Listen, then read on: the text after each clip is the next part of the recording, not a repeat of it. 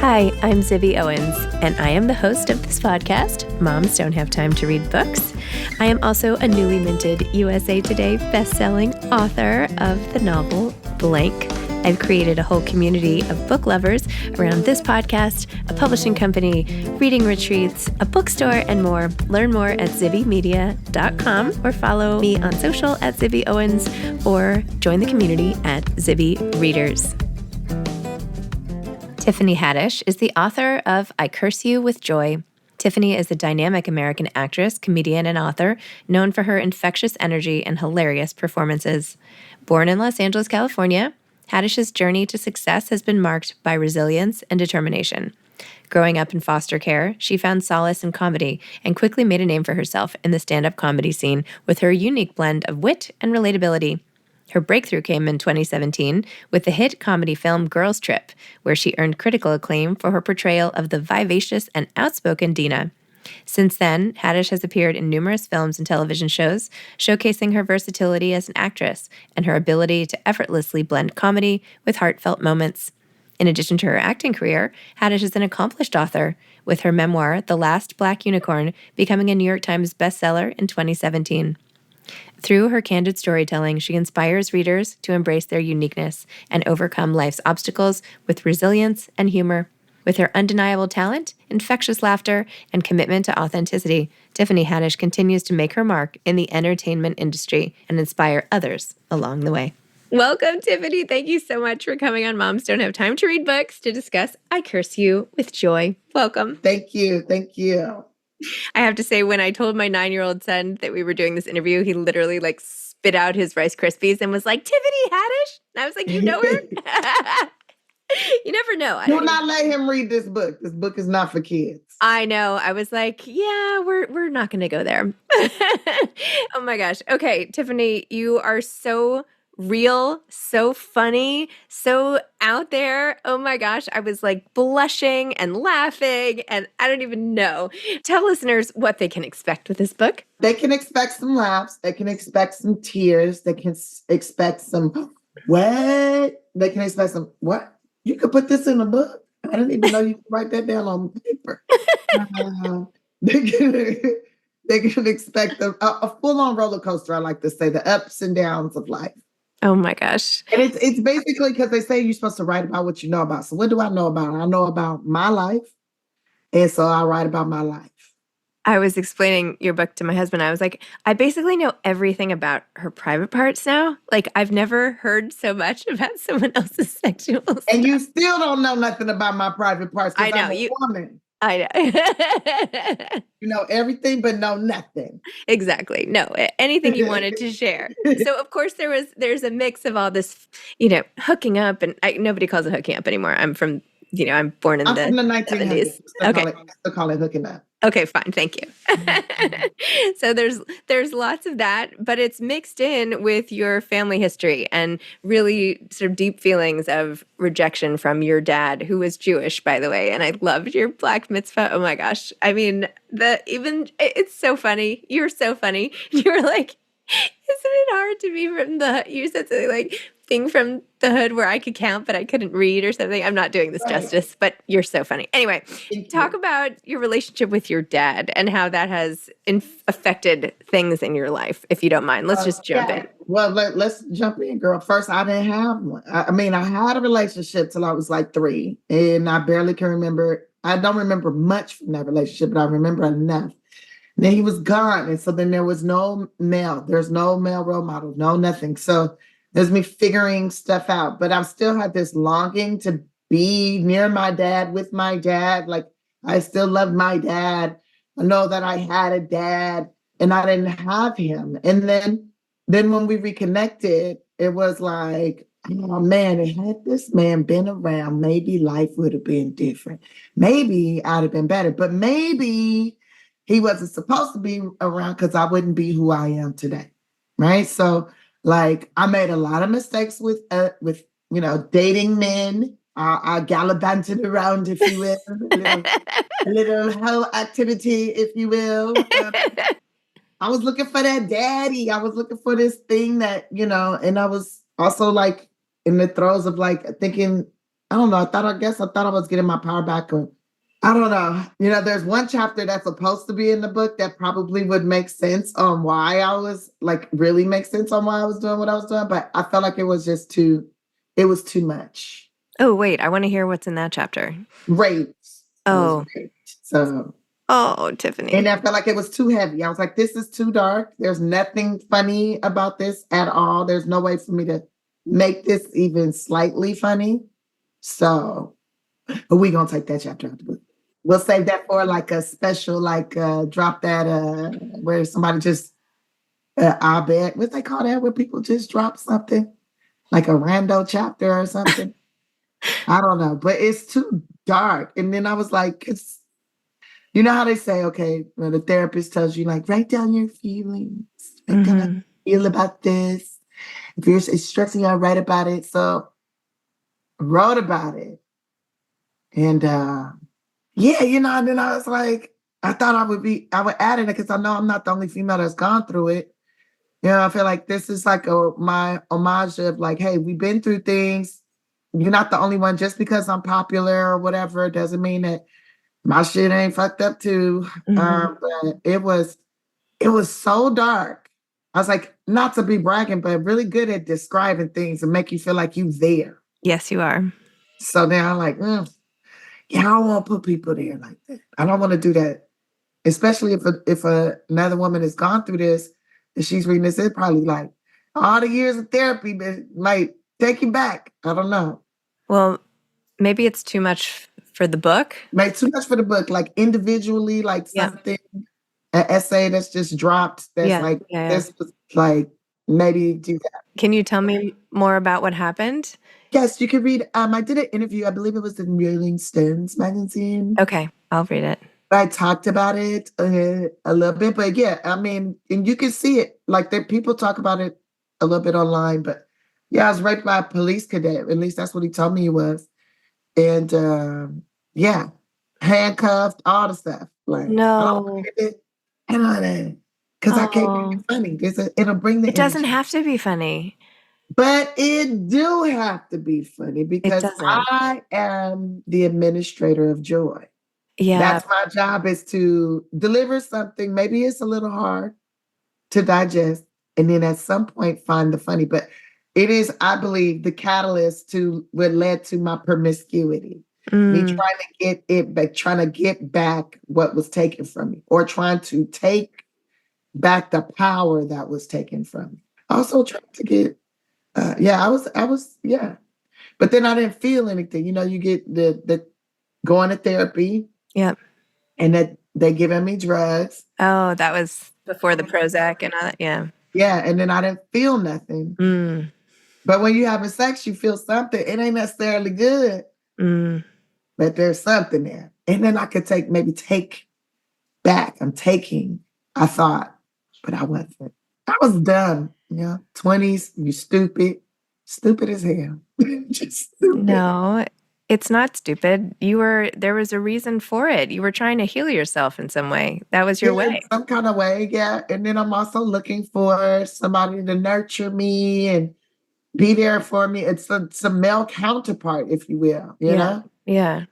And I ain't had no daddy to do that. And then it's crazy because then I meet my dad, and now I'm like, now I'm getting married. I'm doing it. I'm doing like Yep. all these good things are happening.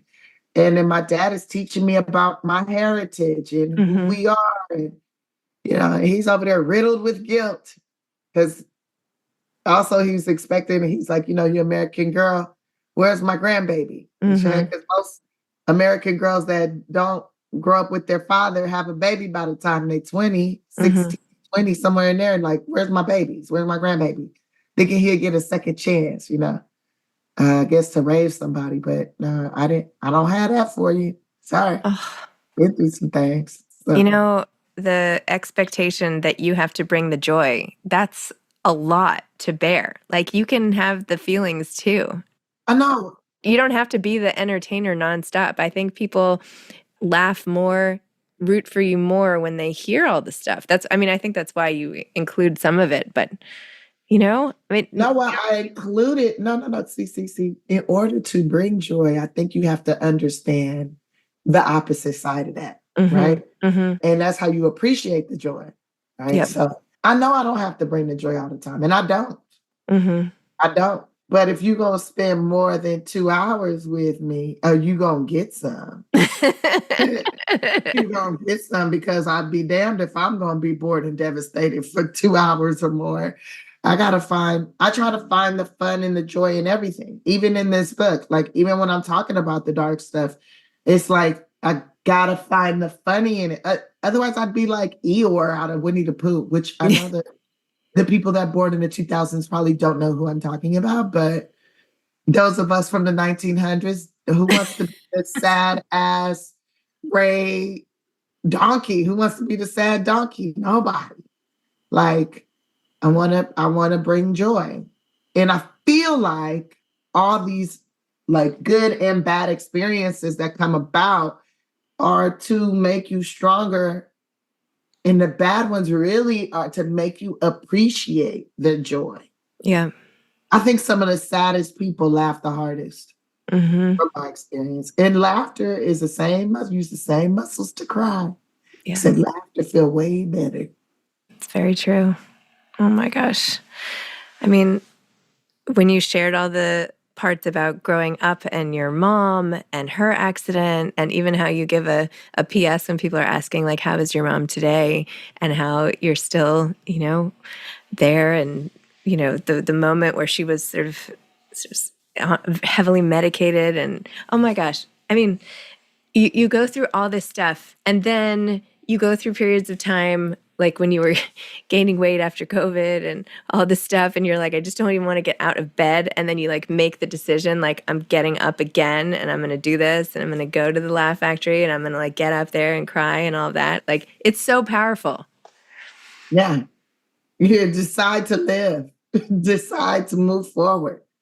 And also, I mean, I feel like I'm talking about a book. I don't know. Maybe you didn't catch on. Maybe you did. I don't know. But they don't give a manual on how to be famous. There's no manual on how to be a star. And I'm just sharing my experiences and what I think I made as mistakes, but also like I don't share any mistakes that I don't feel like I've found a resolution Mm-hmm. or that I've grown from. If I don't feel like I grew from it, I probably didn't share it. Mm. Right. But like, because I think a lot of people want to be stars, they want to be this thing or whatever, but they don't realize. And I think they think, oh, once I'm famous, all my problems will go away. But they like amplify. Mm.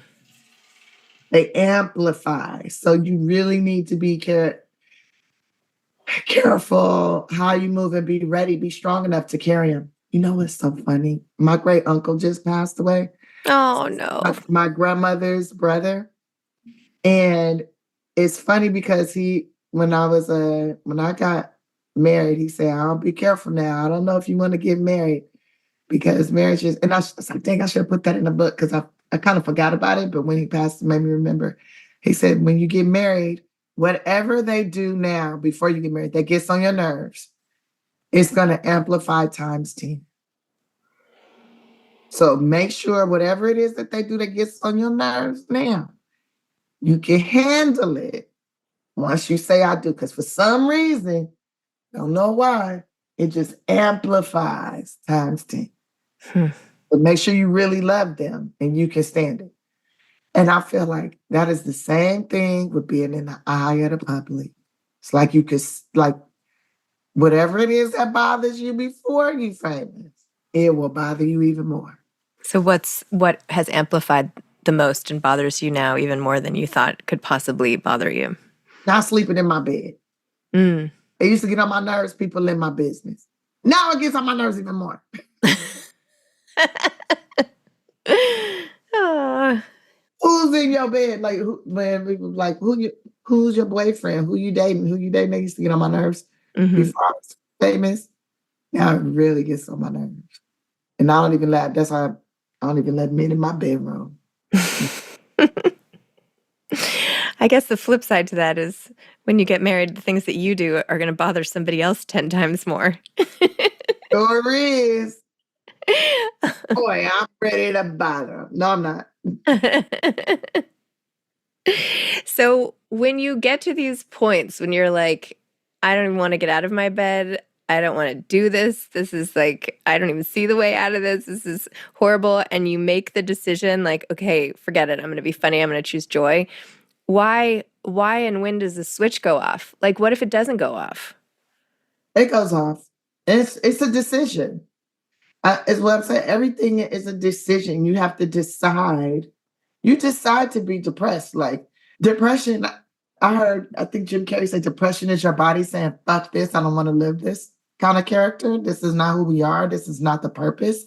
So you have to decide to move differently, challenge your body to something else. Okay. This isn't normal for us. We don't like this. Like, I don't like any of this lifestyle. Okay, change it.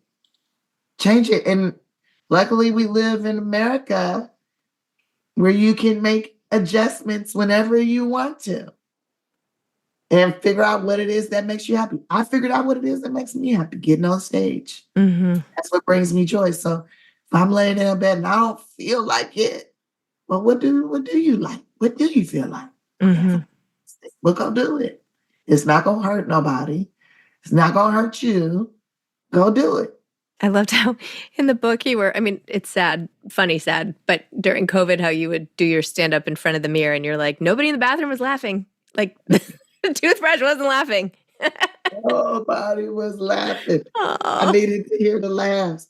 And I was using my imagination so tough, like going into doing it in the garden, plant-based comedy, doing the jokes, and just using my imagination. I'm sure I was getting on my neighbors' nerves and doing it in the backyard, finding any kind of way, like calling people, you know. It did evolve to where I was doing colleges through Zooms, but I couldn't hear the laughs. Oh. And that's how I was living for the laughs. They would just be like laughing in the Yeah. comment. Yeah. Ha ha ha.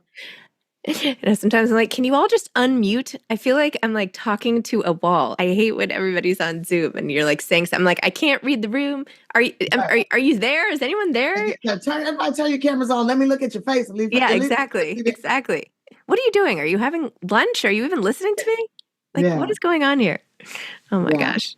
Why did you write a second book? You had a bestseller, like you could have stopped there. Woohoo, amazing. Why?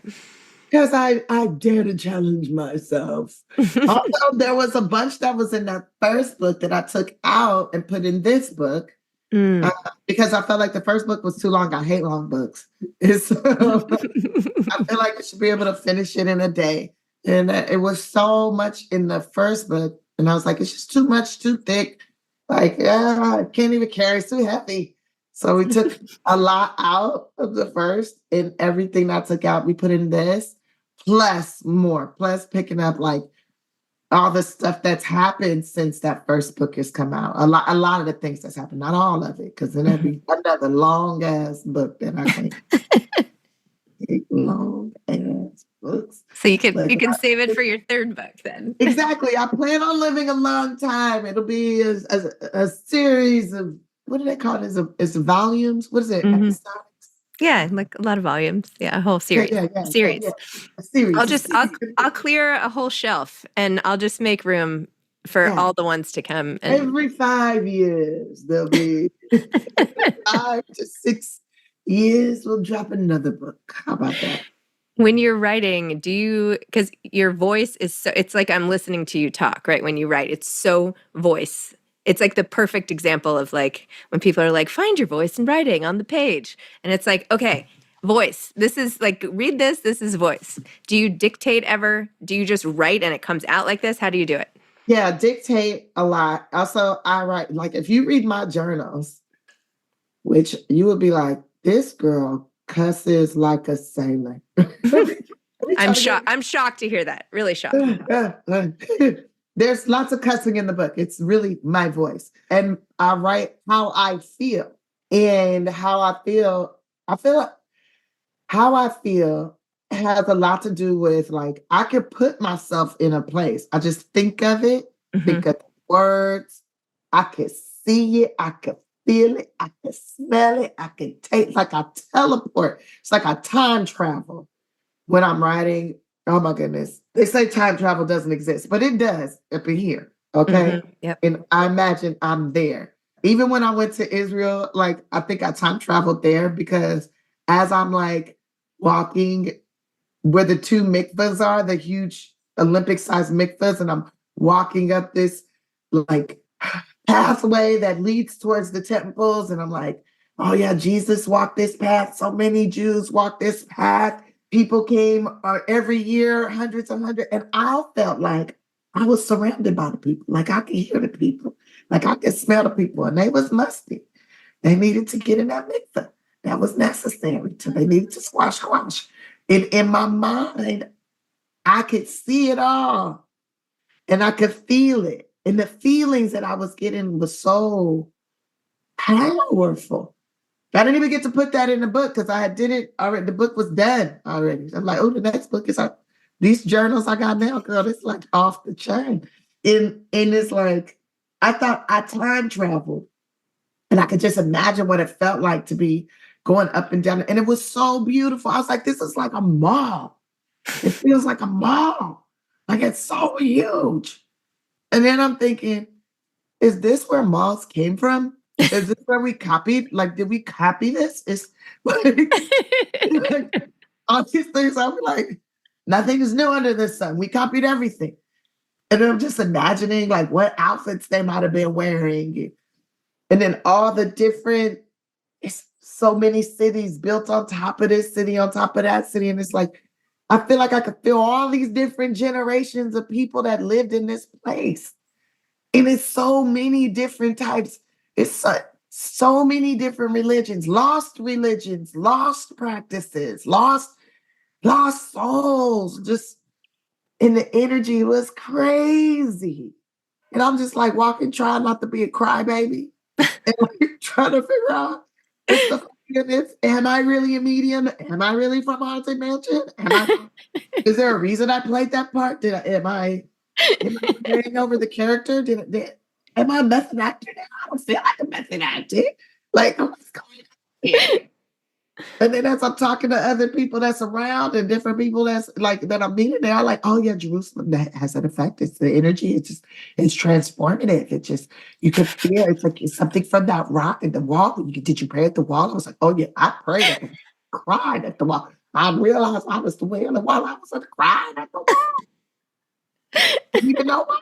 I felt like a dummy at first, and then I was like, oh.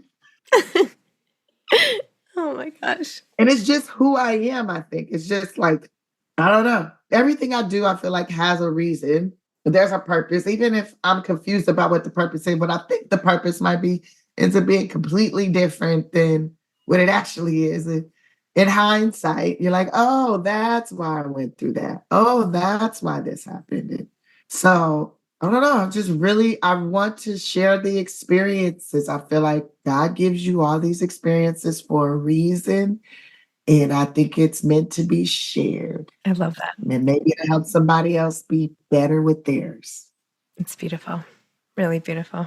Just one more question. You're so open about being Jewish, and I love that. I'm Jewish. It's so important right now. Everything is just, it's crazy times. Always been important. It's always been important. It's always been crazy times. It's always. I know, but I don't know. When you look at the history of it, I mean, come on. 100 years ago, it was deadly times.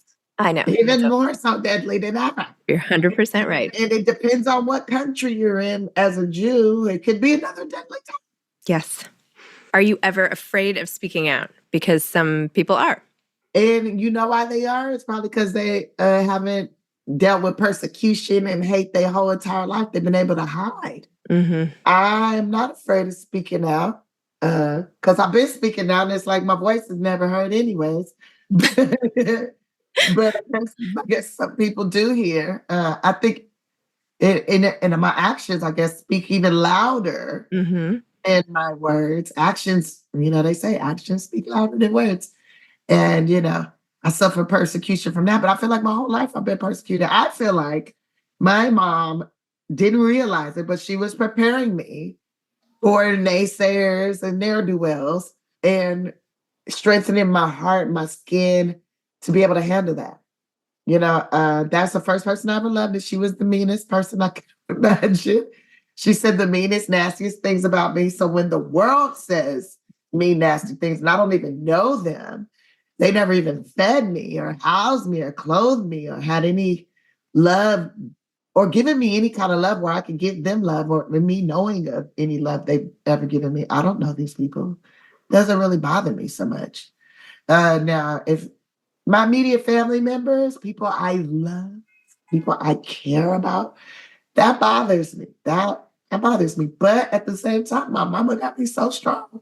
It's like, oh well, you a human, you gonna hurt my heart anyway. So that's what it is. That's what humans do. But why do I have to change who I or decide to hide who I am? And I can't. I'm Black, and I'm not gonna let nobody dictate how I love God, how I worship God. If you have a problem with how I love God, then you might want to check how you love God. Because every single religion that I've studied, almost all of them, you're not supposed to be hating nobody. You're not supposed to be killing nobody. You're not supposed to be, you ain't supposed to be trying to convert people, chase, you're supposed to share what you know, share your love, share what you've learned, but you ain't supposed to kill them to make them be like you. And you can hate what other people do, but you ain't supposed to be killing them. I don't know. But if you are attacked, you are supposed to, you turn the other cheek first. If they keep messing with you, then you got to whip their ass. So, The deleted Bible scenes. I don't know if it's deleted, but I do know. There's people have done some stupid stuff in the Bible. King David, he was off the chain. Okay, as you defeat the giant, and then a bunch of other stuff happened. Stuff I approve of it. And I don't think God approved of it either, because he's like, you got too much blood on your hands. You can't build the temple. Your offspring's gonna have to do that. You can't do it because you got too much damn blood on your hands. And then his offspring did do it. It was beautiful. But then, everybody's be sinning. Be doing stupid stuff. Stupid. Nobody's perfect. Nobody's perfect. Nobody's perfect. No religion's perfect. Nothing's perfect. But you just try. You try to be loving. Try to bring love. That's all I can say. So no, I'm not going to be hiding how I love God. Good. I love that. Tiffany, I have so much respect for you. You are awesome, in so many ways. And the celebrity is just this tiny, tiny piece, but you are an amazing person. Honestly, I'm not just saying that. You're really a kick-ass person. I don't know how else to say it. Congratulations on your book, for being you, for being just so comfortable in your skin and helping other people. It's amazing. Yeah. It's my meat suit. I'm only gonna have it for so long. It's your meat suit, right? Yes, that's what you said. It is uncomfortable when that moon change and that cycle come around, but I gotta tell myself, what it means, you're still young. You're still young. But when that cycle snaps, I'm gonna be out here.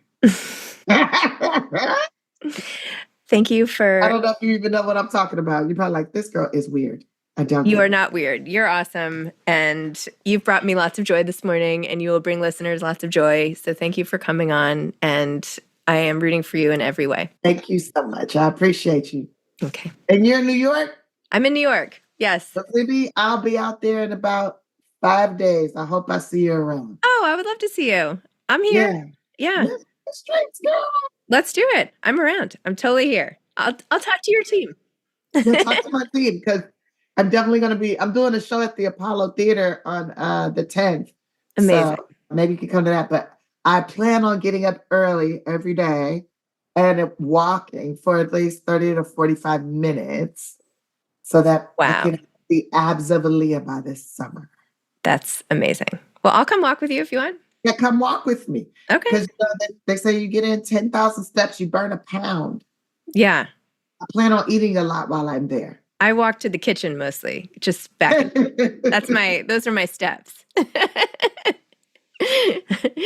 right. All right. All right. I'll see you soon. Bye. Bye. Thanks for listening to Moms Don't Have Time to Read Books. If you love it, please leave a review and follow us on social at Zibby Owens and at Zibby Readers.